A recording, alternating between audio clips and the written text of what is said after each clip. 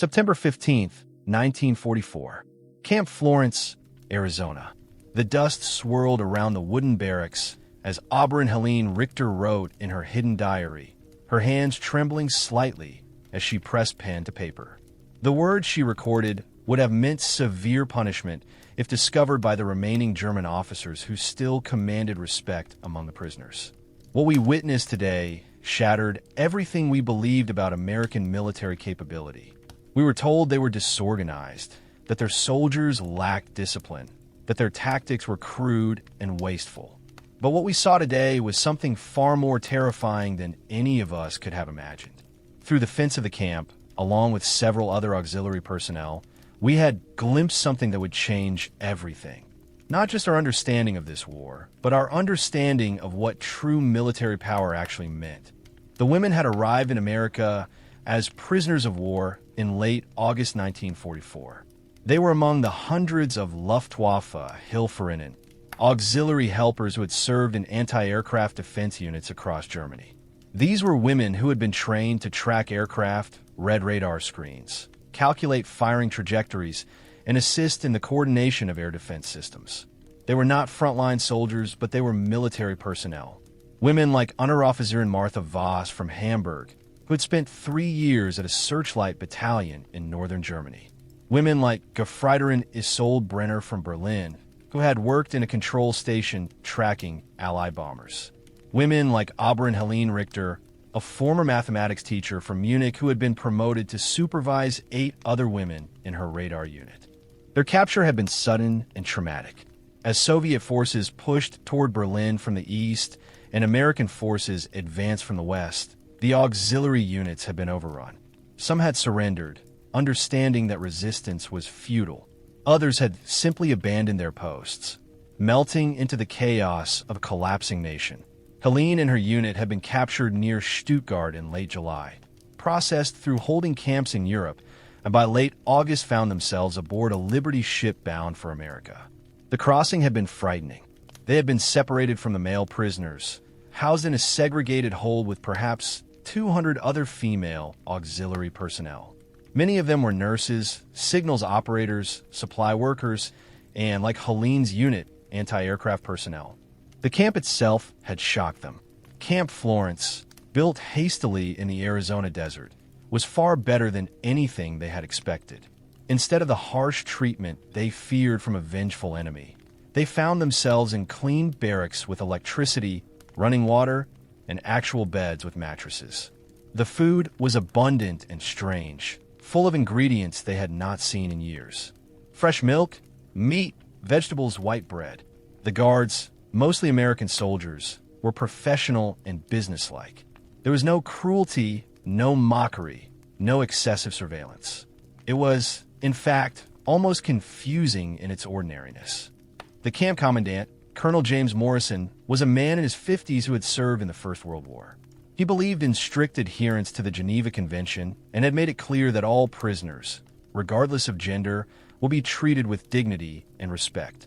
His orders were explicit: fair treatment, adequate provisions, no abuse. He had even arranged for the female prisoners to work in camp's duties that made use of their skills and education. Martha Voss had been assigned to the camp hospital, helping with records and organization. Isolde Brenner worked in the communications office, helping to translate German documents. And Helene Richter, with her education and command presence, had been selected to oversee the education program for the female prisoners, helping to teach German language and history to American soldiers who had been assigned as guards and administrative personnel. It was through this last position that she had access to information that no other female prisoner would have received. The American soldiers who came to her classes were curious about Germany, about how the war had been going, about the state of German morale. And in return, they occasionally mentioned things they had heard, fragments of information about American military operations, discussions they had overheard in the officers' clubs, details that had been carelessly mentioned around prisoners who supposedly could not understand English, but who, in fact, understood far more than the Americans realized. The turning point came in mid-September 1944. A group of American officers had arrived at Camp Florence to conduct training exercises. They were planning a massive coordinated operation, a simulated assault involving ground forces, air support, and artillery coordination. The exercise was meant to familiarize the camp's guards with the procedures that would be used in actual combat operations. Security was minimal, which in retrospect seemed absurd. The prisoners were kept at a distance, but the fence that separated them from the exercise area was not particularly secure, and the sounds and sights were clearly visible to anyone who wanted to observe. Helene had gathered several of the other women, including Martha and Isolde, and they had positioned themselves at a location along the fence where they could watch without being obviously conspicuous. What they witnessed that day would haunt them for the rest of their lives. The American soldiers assembled in perfect formations, hundreds of them, moving with mechanical precision across the desert floor. Officers shouted commands that were relayed through radio systems, and within seconds, entire units responded as if they were operating as a single organism. There was no confusion, no hesitation, no redundancy. Every soldier knew exactly what he was supposed to do, and they did it with stunning efficiency. Then the air support arrived. B-24 Liberator bombers, the same aircraft that had destroyed so much of German industry and infrastructure, appeared in the sky above the exercise area. They moved in perfect formation, their approach timed precisely to coordinate with the ground assault. As they approached, the simulated anti-aircraft defenses opened fire. But this was where the most shocking revelation occurred. The American system was nothing like the German air defense doctrine that Helene and the other women had been trained in. In Germany, anti-aircraft units operated somewhat independently, with coordination happening through telephone lines and runners. The response time could be seconds to minutes, depending on the complexity of the coordination required. But the Americans had something completely different: radio communication between every level of command, from the individual anti-aircraft gun crews to the command center to the fighter aircraft in the sky. When a bomber appeared, the information was immediately transmitted to all relevant units, and every gun, every fighter aircraft, every piece of equipment responded in a coordinated surge of firepower that seemed almost supernatural in its precision and speed. The effect was devastating. In the exercise, all of the bombers were marked as destroyed within seconds of entering the simulated defensive zone. It was a complete and total victory, achieved through coordination and communication systems that exceeded anything the German military had ever developed. Isolde Brenner, who had worked directly with radar and communication systems, immediately grasped the implications. She whispered to Helene, her voice trembling, "They have radio communication between every unit. It is instantaneous. Ours takes minutes, sometimes hours. We would have no chance against this." Martha Voss, the nurse, was thinking of something else entirely. She was calculating the implications for the ground assault. She had seen German ground forces in action, had understood their tactics and procedures. But the Americans' approach was fundamentally different. They did not rely on the courage of individual soldiers or the skill of individual commanders. Instead, they relied on a system, a massive coordinated system that distributed intelligence and command authority across hundreds of units simultaneously. The ground assault began just as the air support was completing its demonstration. The American troops advanced across the desert in waves, each wave supporting the other, moving with a rhythm that seemed choreographed. They moved faster than German troops typically moved, and they were carrying more equipment, more ammunition, more communications gear. Every squad had a radio operator. Every platoon had multiple methods of communication with the company and battalion levels. The coordination between units was flawless. When one unit encountered a simulated obstacle, the information was immediately transmitted. Alternative routes were calculated, and the entire assault shifted to avoid the obstacle without breaking formation or losing momentum. But the most shocking aspect was the casualty replacement system. In German military operations, when a soldier was killed or wounded, his unit would become weaker. The survivors would have to adjust their tactics and procedures to compensate. But the Americans had apparently planned for this from the beginning. Reserve troops were positioned strategically, and as simulated casualties occurred, These reserves moved forward and integrated into the fighting units with barely any interruption to the assault. It was as if the American military understood that soldiers would be wounded and killed, and they had built a system that absorbed these losses and continued functioning as if nothing had happened. Helene found herself struggling to breathe, her mind racing. She had been trained in mathematics, in calculation, in the precise coordination of technical systems. She understood immediately that what she was witnessing was not just military tactic, but systematic engineering applied to warfare. The Americans had taken the chaos and unpredictability of combat and imposed order upon it through communication, redundancy, and pre-planned procedures. It was, in a way, the ultimate expression of the industrial efficiency that she had already observed in American industry through the accounts of other prisoners. When the exercise was finally completed, after 4 hours of continuous operations, the American officers declared it a success and began gathering their equipment. The prisoners drifted back to their barracks, but the shock of what they had witnessed remained. That evening, Helene, Martha, and Isolde met in the camp hospital where Martha worked. They spoke in hushed tones, constantly aware that they were being overheard by guards who might not understand German, but who would certainly report any discussion of American military capabilities. Helene spoke first, her voice barely above a whisper. They have solved the problem that has plagued every military in history. How do you coordinate the actions of thousands of men across miles of territory in the chaos of combat? She paused, gathering her thoughts. The answer is communication, but not just communication. Redundancy, training, procedures that are practiced until they are automatic, and then backup procedures if the primary procedures fail.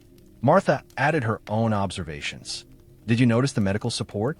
There were ambulances positioned at regular intervals along the assault route. The wounded were not left behind or abandoned. They were collected systematically and transported immediately. In Germany, we lose men because they cannot receive medical attention quickly enough. Here, they have planned for this. They have accepted that soldiers will be wounded, and they have built systems to deal with it. Isolde was still thinking about the communication systems. The most terrifying aspect is the speed of the response.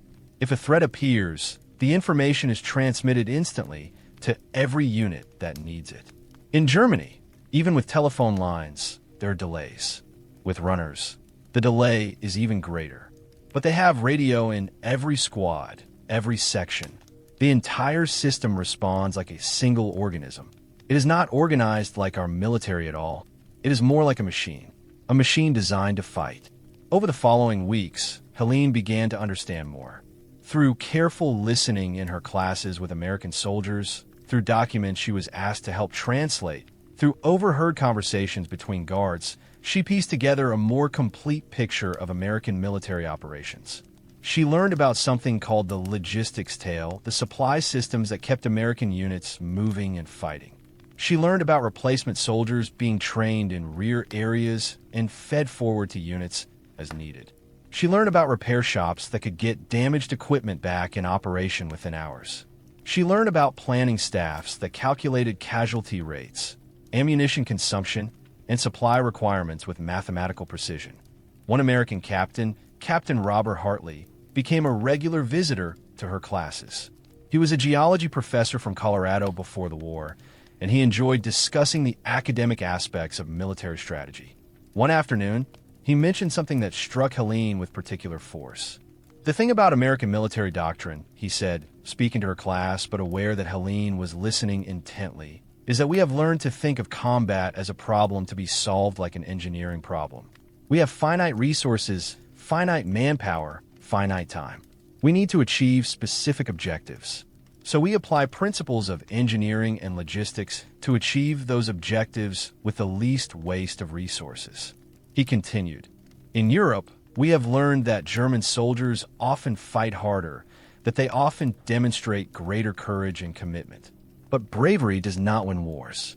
Coordination wins wars. Logistics wins wars. Systems win wars. We can replace every soldier, every piece of equipment, every unit. We have unlimited production. But more importantly, we have systems that tell us exactly what we need, exactly when we need it, and exactly how to deliver it. Helene translated this for the other women, and they sat in stunned silence. Martha finally spoke. It is like he is describing not an army, but a factory. An army that operates like a manufacturing facility with inputs and outputs, with waste rates and efficiency measures. Isolde nodded slowly. Yes, but a factory that has been designed to destroy things efficiently. Every procedure, every system, every redundancy exists for one purpose: to apply maximum force at the point of decision. September had turned to October, and the leaves on the sparse desert vegetation were turning color. Helene received another piece of intelligence that suggested the Americans were planning something far larger than the training exercises they had been witnessing. A group of visiting officers arrived at the camp, and she was asked to help brief them on the structure of German auxiliary forces and how they coordinated air defense. In the process of providing this information, she gleaned details about something called Operation Overlord, the massive assault on Europe that had occurred months earlier, but about which the prisoners had known very little. What she learned astonished her. The coordination of that operation, involving thousands of ships, tens of thousands of soldiers, hundreds of aircraft, had required an unprecedented level of organizational complexity. The Americans had planned everything in minute detail. How many men would land on each beach? How much ammunition they would carry? How long they would fight before being relieved? How casualties would be handled? How supplies would be delivered? How air support would be provided? Every aspect had been calculated and coordinated. One officer, a general, had mentioned casually that the entire operation had been coordinated through a system of wireless communication that allowed real-time decision-making across hundreds of miles of territory. German officers, when they learned that the invasion was coming, had faced a communication system that was fragmented and slow. By the time reports of the invasion reached Berlin, and by the time Berlin could issue orders to respond, the Americans had already established a foothold that was too large to dislodge. Helene realized that this was the fundamental difference between the two militaries. Germany had relied on the brilliance of individual commanders, on the training and courage of individual soldiers. America had created a system that did not rely on individual brilliance, but instead distributed intelligence and decision-making authority across an entire organization. Even if an American commander was killed or wounded, the system continued functioning. Even if communication was damaged, backup systems existed. Even if one unit failed to accomplish its objective, other units could compensate. By late October, Helene had begun to accept something that terrified her. Germany had not lost the war because of any single failure or any single battle. Germany had lost the war because it had attempted to defeat a nation that operated according to principles of industrial efficiency and systematic organization that Germany could never hope to match. Germany had fought with courage and skill and tactical brilliance. But America had fought with something far more powerful: the ability to create, coordinate, and sustain military operations on a scale that was almost incomprehensible. She attempted to explain this to Martha and Isolde during one of their secret conversations. It is not that we are weaker. It is not that we lack courage. It is not even that we lack technology or capability. It is that they have created a system that operates on a different principle than our system. We are machines of brilliance and precision operating at the individual level. They are a machine of coordination and redundancy operating at the collective level. When you have brilliance competing against collective coordination wins every time. October turned to November, and the camp continued its routine. The female prisoners worked at their assigned duties, maintained their barracks, attended their classes. But something had shifted in their understanding of the world. Several of the women had begun requesting to attend the American education classes, asking to learn more about American history, American government, American military organization. The camp commander, Colonel Morrison, was pleased by this development and authorized expanded educational programs. Helene found herself conducting increasingly detailed discussions about military strategy and organization. She spoke to the women about what she had observed, about the systems that the Americans had developed, about the principles of coordination and communication that seemed to underlie everything they did. Some of the women were skeptical. They clung to the belief that German military tradition and German military culture was superior. But others began to see what Helene was seeing. A particular moment came in early November when a newsreel was shown to the prisoners, depicting the American bombing campaign against German cities. Helene watched as her fellow prisoners reacted with pain and anguish to the images of destruction, the burning cities, the ruins of Berlin and Hamburg. But she found herself thinking not about the destruction, but about the organization required to accomplish it. Hundreds of bombers coordinated across dozens of airfields, all arriving at the same time, all attacking the same targets, all returning to their bases safely. It was not random violence. It was systematic destruction, carefully planned and precisely executed. One of the younger women, Gefreiterin Ursula Steiger, who had worked in a radar station in the Ruhr Valley, began crying as she watched. Helene sat beside her and spoke quietly. They did this to our homes because they had to, but the reason they could do this, the reason they succeeded, is because they were organized enough to accomplish it. We built wonderful weapons, but we could not organize the system to use them as effectively as the Americans can organize their systems. As 1944 turned to 1945 and news came of the German military's continued collapse, the prisoners at Camp Florence faced the reality of total defeat. The women had begun to understand that this defeat was not accidental or temporary. It was inevitable. The American military system, based on principles of coordination, communication, and redundancy, was simply more powerful than anything Germany could bring against it. It was not a matter of will or courage. It was a matter of organization and systematic efficiency. In January 1945, Helene was asked to help prepare a report on German military organization for American intelligence officers. As she compiled the information, she found herself noting carefully all of the weaknesses in German military systems, all of the places where communication was slow, coordination was difficult, and decision-making was delayed. She found herself comparing these weaknesses directly to the strengths she had observed in American military systems. The contrast was stark and undeniable. The American system had room for failure built into it. If one communication channel failed, there were backup channels. If one unit could not reach its objective, other units could support it or adjust their own operations to compensate. If casualties were higher than expected, reserves could be brought forward. If supply lines were damaged, stockpiles and backup supplies existed. The entire system was designed with the assumption that things would go wrong, and that even when they did go wrong, the system would continue functioning. The German system, by contrast, depended on everything going exactly according to plan. If the initial assault failed, there were no backup plans. If communication was disrupted, the entire operation became confused. If casualties were higher than expected, the unit simply had to continue with reduced strength. If supply lines were damaged, there were no reserves to compensate. The system was efficient only when everything was perfect, and perfection in warfare was impossible to achieve. By February 1945, Helene had come to a conclusion that she knew would be controversial among the other prisoners. She began writing, in her diary, her thoughts about the implications of what she had learned. Germany must accept defeat not with shame, but with clarity. We have lost not because we lack courage or determination, but because the enemy has created a military system based on principles that are fundamentally superior to our own. We relied on brilliant individuals. They created a machine.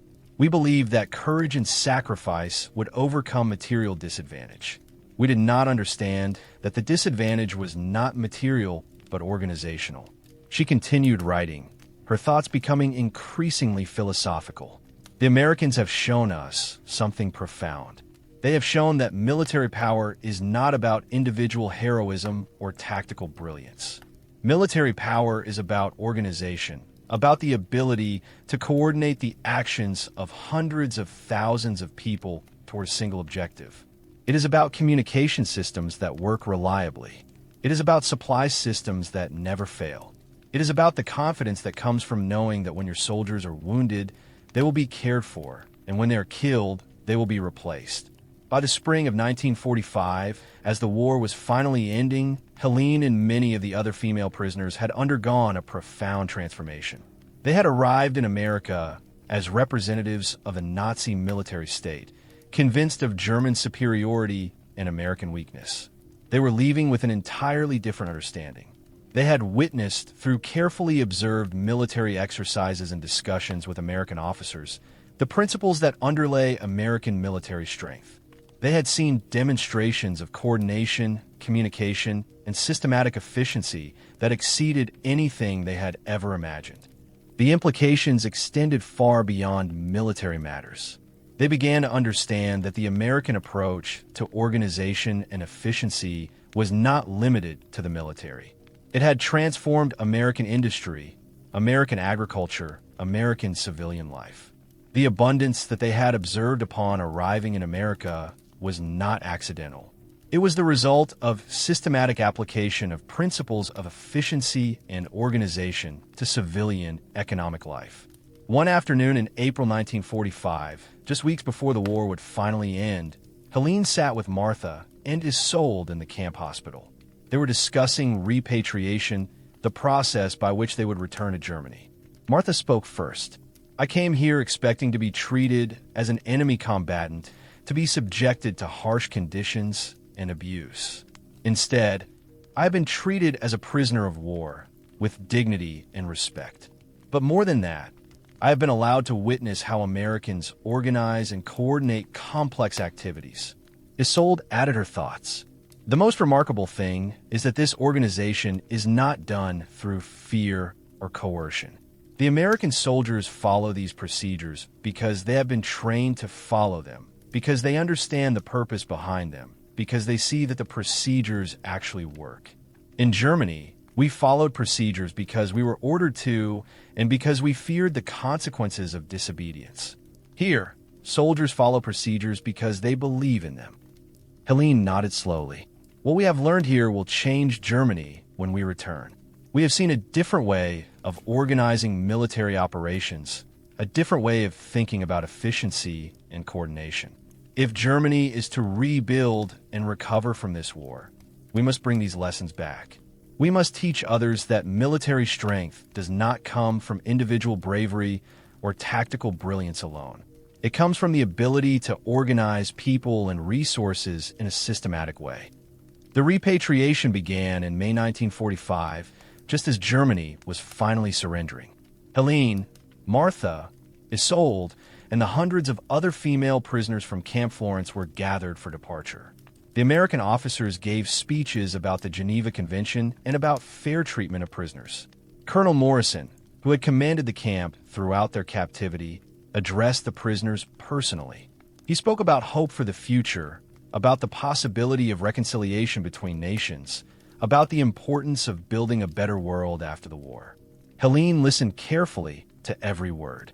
She understood that the colonel's words represented not just military policy, but a philosophical position. The Americans had won the war so completely, had demonstrated their military superiority so thoroughly, that they could afford to be generous to defeated enemies.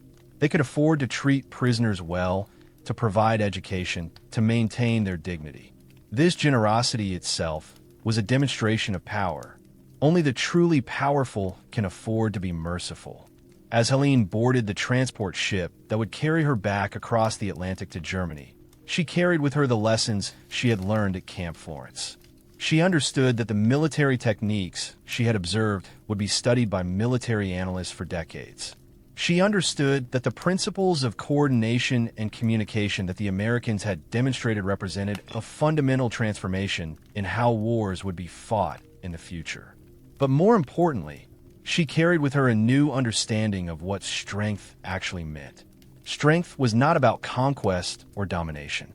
Strength was about the ability to organize, to coordinate, to communicate, to sustain operations across vast distances and vast scales.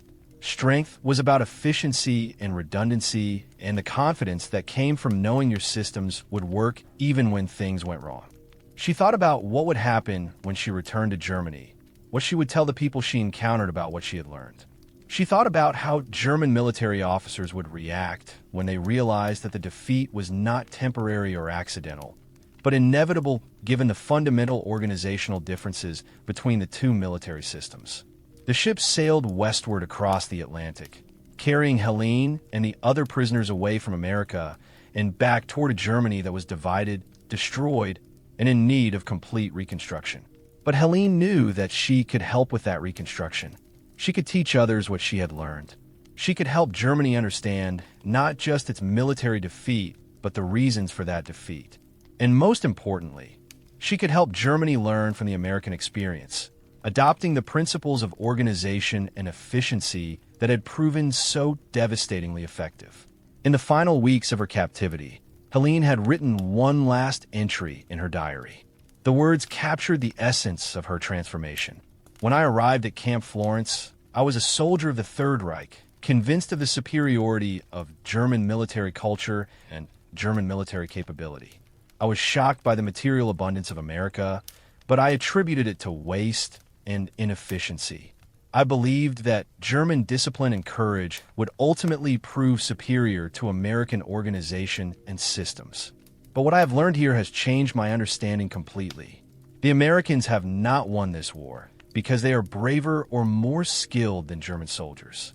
They have won because they have created systems of organization and communication that allow them to coordinate military operations on a scale that Germany cannot match. They have learned to think of military operations as systematic problems to be solved through engineering and organization, rather than as challenges to be met through individual bravery and tactical brilliance. I return to Germany not as a defeated enemy, but as someone who has witnessed the future. The future will belong to nations that can organize themselves efficiently, that can communicate reliably, that can sustain complex operations over vast distances and vast scales. If Germany is to have any future at all, we must learn these lessons. We must abandon the idea that German culture and German tradition can compete with systematic organization and efficient coordination. The war is lost. This is not a tragedy because the war was wrong from the beginning. But from this loss, there is an opportunity. The opportunity to rebuild Germany not as it was, but as it could be, informed by the lessons we have learned from our American captors. The opportunity to create a Germany that values organization and efficiency as much as courage and tradition. The opportunity to create a Germany that can compete not through conquest, but through the honest application of systematic principles to the problems of peace and reconstruction. This is what I will carry back to Germany. Not bitterness at defeat, not resentment of my captors, but gratitude for the education I have received and determination to apply the lessons I have learned. The women who return from American prisoner of war camps can be teachers to our nation. We have seen the future, and if Germany is wise, it will listen to what we have to teach. As the ship crossed the Atlantic and approached the coast of Germany in June 1945, Helene stood on deck with Martha and Isolde, watching the coast come into view. The landscape below was scarred with bomb craters and destroyed buildings. Hamburg was burning when they approached the port, the last gasps of German resistance being extinguished. But looking at the ruins below, Helene did not feel despair. She felt clarity. She understood what needed to be done. Germany would need to rebuild, and in that rebuilding, the lessons learned at Camp Florence could be applied. The organizational principles that had made America so powerful could be adapted for German reconstruction. She turned to Martha and Isolde. We have much work to do when we reach Germany. We must find others who understand what we have learned. We must teach them. We must help our people understand that the future belongs not to military prowess or cultural superiority, but to the ability to organize ourselves efficiently and coordinate our efforts systematically. Martha squeezed her hand. Do you think they will listen?